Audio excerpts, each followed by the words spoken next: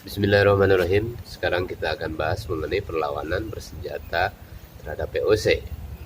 Saudara-saudara sekalian, bangsa-bangsa Asia Tenggara tidak henti-hentinya melancarkan perlawanan bersenjata terhadap imperialis Barat, baik terhadap penjajah Katolik Portugis dan Spanyol yang datang lebih awal pada abad ke-16 Masehi.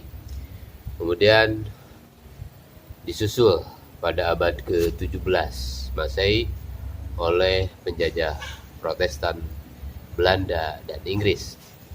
Sebenarnya pada bagian ini kita lihat juga perang segitiga agama seperti yang telah tadi kemarin sampaikan. Hanya sekarang kita lebih bicara mengenai terfokus pada perlawanan bersenjata yang dipimpin oleh para sultan. Jadi analisisnya bertolak dari tinjauan sejarah politik. Saudara-saudara sekalian, VOC yang menggunakan tenaga residivis atau narapidana tidak heran jika bertindak sangat agresif, melancarkan invasi militer dalam upayanya bersaing menguasai daerah produksi rempah-rempah di Nusantara Indonesia dengan penjajah barat lainnya. MC Rickles dalam sejarah Indonesia modern menuturkan adanya 3 gubernur jenderal VOC, yaitu Antonio van Diemen, kemudian Johan Maeshoker, dan Cornelis J. Spilman. Saudara-saudara sekalian, sebagai arsitek ekspansi militer, terutama diarahkan ke wilayah Indonesia Timur atau Kepulauan Maluku. Siapa yang sebenarnya meletak dasar pemikiran kekerasan ini? Apakah mungkin diberlakukan pelanggaran HAM yang berlaku surut untuk imperialis Barat di Indonesia?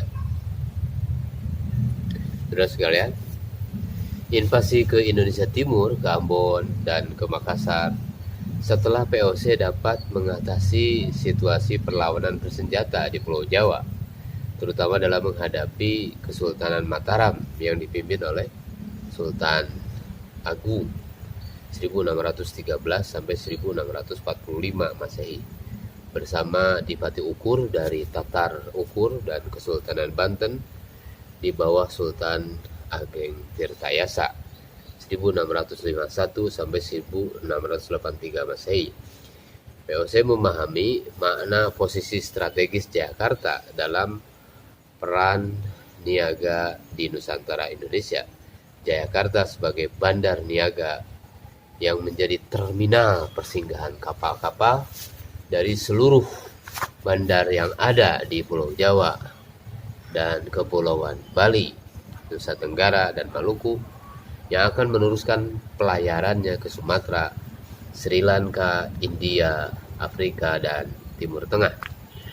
Saudara-saudara sekalian, kita sebentar bahas mengenai Sultan Agung ya, yang memerintah dari 1613 sampai 1645. Pada masa pemerintahannya, Kesultanan Mataram dihadapkan dengan tantangan kedatangan imperialis Barat yang menjadikan Indonesia sebagai arena perang salib antara Katolik Portugis di Malaka kontra Protestan Belanda atau POC di Batavia. Perang antar salib ini sebagai lanjutan perang antar salib pada masa Kesultanan Demak, Aceh, Ternate, dan Tidore serta Ambon, yakni antara kerajaan salib Katolik Portugis kontra kerajaan salib Katolik Spanyol dalam memperebutkan rempah-rempah dan daerah jajahan. Saudara-saudara sekalian pemerhati daripada channel ini, periode sejarah Indonesia berjumpa dengan imperialis Barat Katolik sejak abad ke-16 Masehi. Disebut sejarah Indonesia modern. Dalam upaya pembebasan Batavia dari VOC, Sultan Agung bekerja sama dengan Dipati Ukur. Namun upaya ini tidak berlanjut karena putranya yaitu Amangkurat I 1641 sampai 1677 Masehi berbalik bekerja sama dengan POC. Amangkurat I harus menghadapi perlawanan Trunojoyo 1649-1680 Masehi yang dibantu oleh para ulama, Kiai Kajoran, dan Wali Sunan Giri. Peperangan yang terjadi saat itu oleh J.C. Vandler dalam Indonesian Trade and Society disebut sebagai perang segitiga antara Islam kontra imperialis Barat Katolik dan Protestan, serta di antara dua imperialis Barat sendiri, yaitu Katolik kontra Protestan. Amangkurat I menggunakan gelar Susuhunan dengan double su, artinya lebih tinggi kedudukannya di Sunan. Dengan satu su, ia ingin melepaskan diri dari pengaruh Islam atau ulama dan wali yang bergelar Suhunan atau Sunan. Untuk membuktikannya, ia melakukan pembunuhan sekitar 6.000 ulama. Akibatnya ia tidak mampu menghadapi perlawanan para ulama. Ia pun meminta perlindungan POC. Di tengah pelariannya menuju Batavia, ia mati di Tegal. Di atas makamnya tertulis Susuhunan Tegalwangi. Itu sekilas mengenai Amangkurat pertama. Saudara-saudara sekalian, kembali kepada awal pembicaraan mengenai Jayakarta. Jadi posisi strategis ini, Jayakarta secara geografis terletak agak jauh dari sentra kekuasaan Kesultanan Demak, Kesultanan Cirebon, dan Kesultanan Banten. Dengan penguasaan Jayakarta akan berfungsi sebagai mata bagi pemisah ketiganya. Barangkali posisi yang agak jauh dari ketiga sentral kekuasaan ini memungkinkan POC pada tahun 1619 Masehi berhasil mendudukinya. Nama Jayakarta diganti dengan Batavia. J.V. Kun diangkat sebagai Gubernur Jenderal.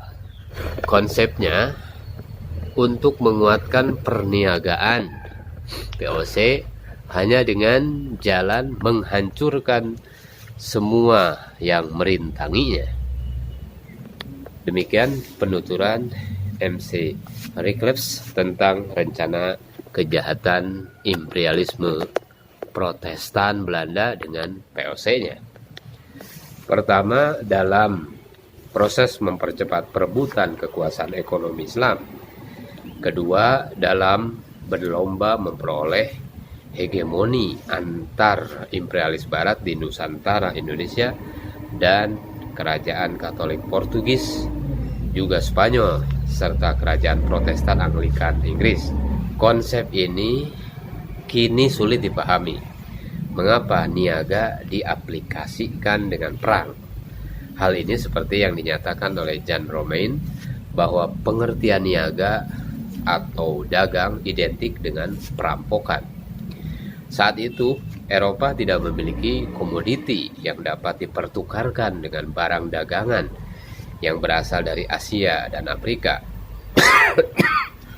Misalnya untuk memperoleh tomat saja harus didapat dengan cara perang atau perampokan. Nah, itulah sebabnya terjadi perang tomat. Jadi ada perang tomat. Nah, sekilas saudara-saudara sekalian kita melebar. Jadi ada kisah salah seorang anggota TNI ketika mendarat di Dili, Timor Timur tahun 1976 Masehi. Rakyat belum berani makan tomat karena dilarang oleh gereja. Tomat hanya untuk dimakan oleh orang gerejani kulit putih Katolik Portugis. Rakyat Timor Timur Katolik berkulit hitam, walaupun nama-nama mereka sudah menggunakan nama baptis dan barat, tetap dilarang makan tomat. Nah, benarkah hal itu? Betapa mahalnya arti kemerdekaan bagi suatu bangsa dan negara. Kita lanjutkan kembali apa yang tadi telah disebutkan mengenai Jan Romain menjelaskan bahwa kapal-kapal VOC berangkat dari pelabuhan di Eropa sebagai kapal kosong.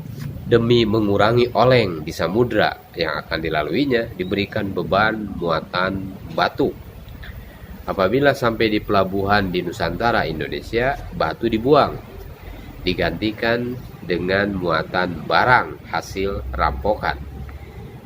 Di bawah kondisi tantangan imperialis Protestan Belanda ini, Sultan Agung dari Kesultanan Mataram tahun 1613 sampai 1645 Masehi dan Dipati Ukur dari Tatar Ukur melancarkan serangan ke Batavia tahun 1628 sampai 1629 Masehi. Serangan ini sebenarnya menjadikan banyak serdadu Belanda ditawan di Yogyakarta. Gubernur Jenderal J.B. Kun disebutkan dengan usaha membebaskan kembali tawanan dengan mengadakan hubungan diplomatik sementara dengan Sultan Agung. Saudara-saudara sekalian, Sultan Ageng Tirtayasa 1651 sampai 1683 Masehi dari Kesultanan Banten juga melancarkan serangan ke Batavia. Perang ini diprovokasi VOC karena Sultan Ageng Tirtayasa menjadikan Banten sebagai bandar terbuka. Berbagai bangsa Asia, Afrika, dan Prancis, Denmark, Inggris melakukan kontak niaga dengan Banten. Termasuk Inggris juga membuka hubungan diplomatik dan kontak niaga dengan Banten. Saudara-saudara sekalian, pemerhati dari channel ini, secara geografis jarak antara Banten dengan Batavia sangat dekat. Sedangkan Kesultanan Banten membuka kontak dagang dengan Inggris. Kebijakan Kesultanan Banten ini sangat mengancam eksistensi VOC di Batavia. Maka dilancarkanlah berbagai gangguan, dilancarkanlah berbagai provokasi ke Banten, baik dari darat ataupun di laut. Setiap kebijakan politik imperialis barat selalu melancarkan politik divide dan rule, divide et impera, pecah belah untuk dikuasainya. Hal inilah yang menjadikan Banten terancam oleh keberadaan VOC di Batavia. Dalam upaya membangkitkan semangat perlawanan dalam masyarakat Banten, datanglah Syekh Yusuf, ulama besar dari Makassar. Demi melemahkan pertahanan VOC, Sultan Ageng Tirtayasa memberikan bantuan militer kepada pemberontak Trunojoyo yang didukung oleh Kiai Kajoran melawan Amangkurat I yang bekerja sama dengan VOC. Pemberontakan Trunojoyo berlangsung tahun 1675 sampai 1680 Masehi. Pemberontakan ini juga mendapat dukungan dari Kesultanan Goa Makassar di bawah Sultan Hasanuddin yang memerintah dari tahun 1653 sampai 1669 Masehi. Perlu diketahui dalam sejarah Islam Indonesia terdapat dua Sultan Hasanuddin. Pertama, Sultan Hasanuddin yaitu 1552 sampai 1570 Masehi dari Kesultanan Banten, ya, dari Kesultanan Banten. Kemudian yang kedua adalah Sultan Hasanuddin 1653 sampai 1669 Masehi dari Kesultanan Goa Makassar. Pada masa Sultan Hasanuddin 1553 sampai 1570 Masehi, pada abad ke-16 Masehi, Kesultanan Banten menghadapi invasi imperialis Katolik Portugis. Sedangkan Sultan Hasanuddin yang memerintah 1653 sampai 1669 Masehi, Kesultanan Goa Makassar pada abad ke-17 Masehi menghadapi agresi imperialis Protestan Belanda atau VOC. Perlawanan bersenjata yang tadi telah disampaikan menemui kegagalan karena pertama, Amangkurat 1646 sampai 1677 Masehi sebagai pengganti Sultan Agung ini menjalankan kebijakan politik pro VOC yang berbeda jauh dengan ayahnya. Jadi Amangkurat I itu bersikap anti ulama dan melakukan pendekatan dan kerjasama dengan VOC. Amangkurat I ditulis dalam sejarah melakukan pembunuhan 6.000 ulama. Ya. Karena para ulama itu bersikap tidak menyetujui kebijakan politiknya, yakni kerjasama dengan VOC. Kebijakan politik Amangkurat I pro VOC ini dilanjutkan oleh penggantinya, Amangkurat yang kedua, yang memerintah dari tahun 1677 sampai 1703 Masehi, cucu Sultan Agung. Dampaknya eksistensi Amangkurat I terancam. Pemberontakan tidak dapat dihindari, dipimpin oleh ulama dan santri sebagai penganut setia kebijakan Sultan Agung anti VOC. Amangkurat I pun lari akhirnya minta bantuan VOC. Dalam perjalanan menuju ke Batavia, Amangkurat I meninggal di Tegal, yaitu tahun 1677 Masehi. Dimakamkan dan dikenal dengan nama Sunan Tegal Wangi. Ia digantikan oleh putranya Amangkurat II yang memerintah dari tahun 1677 sampai 1703 Masehi. Kebijakan politiknya sama dengan ayahnya, kebijakan politik pro VOC, pro rejim. Jadi kebijakan politik pro VOC dan anti ulama ini sangat bertentangan dengan kebijakan Sultan Agung, membangkitkan timbulnya pemberontakan yang dipimpin oleh Trunojoyo tahun 1649 sampai 1680 Masehi, dibantu oleh seorang ulama, Kiai Kajoran, dan Wali Sunan Giri. Saudara-saudara sekalian, perlu kita bahas lebih dalam. Kiai Kajoran ini tertangkap dan gugur sebagai syuhada di Pajang, yaitu September 1679 Masehi. Dan Sunan Giri gugur pula pada April 1680 karena serangan VOC mendapat bantuan dari Arung Palakka dari Bone. Dengan kata lain, perlawanan Islam berhasil dipatahkan oleh VOC penjajah dengan bantuan tangan orang Islam lainnya. Saudara-saudara sekalian yang dimuliakan oleh Allah Subhanahu wa taala.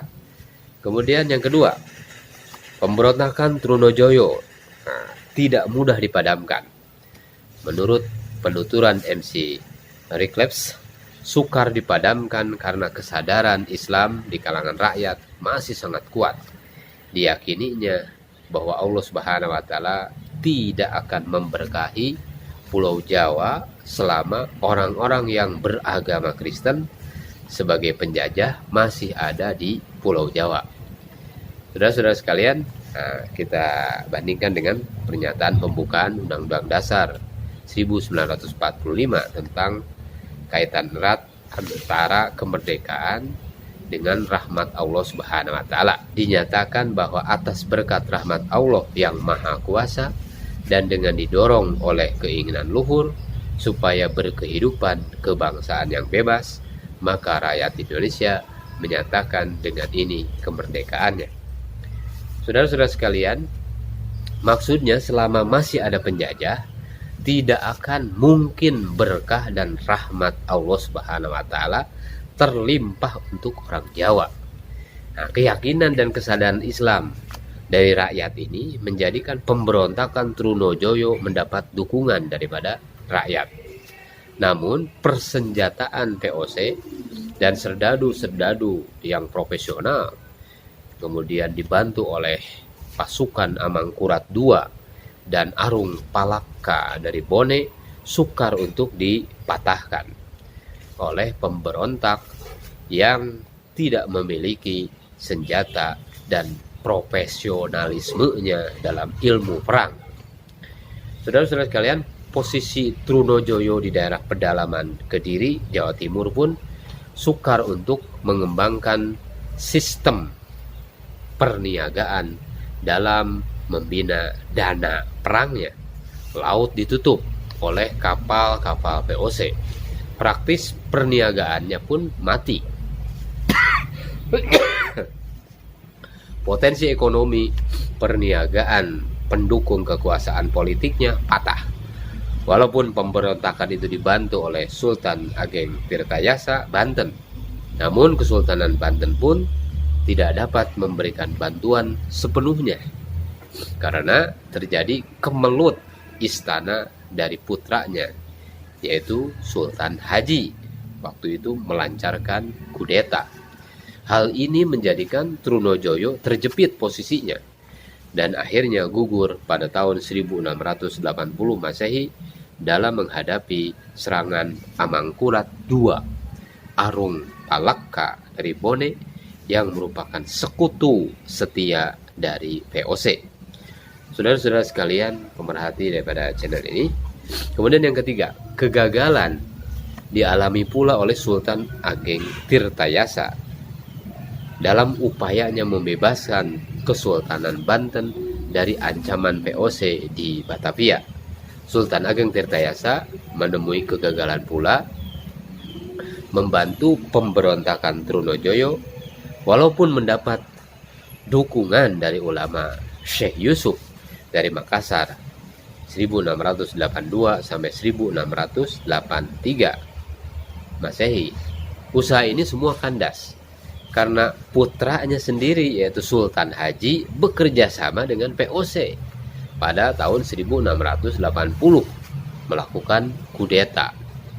Kemudian Syekh Yusuf tertangkap dan dibuang ke Cirebon, kemudian dibuang ke Batavia, kemudian ke Sri Lanka, akhirnya ke South Africa, ke Afrika Selatan pada tahun 1693 Masehi. Nah, orang-orang Afrika Selatan mengenal daripada Syekh Yusuf ini.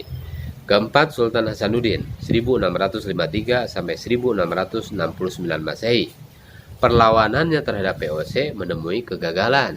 Akibat VOC mendapat dukungan dari Arung Palakka 1634 sampai 1696 Masehi.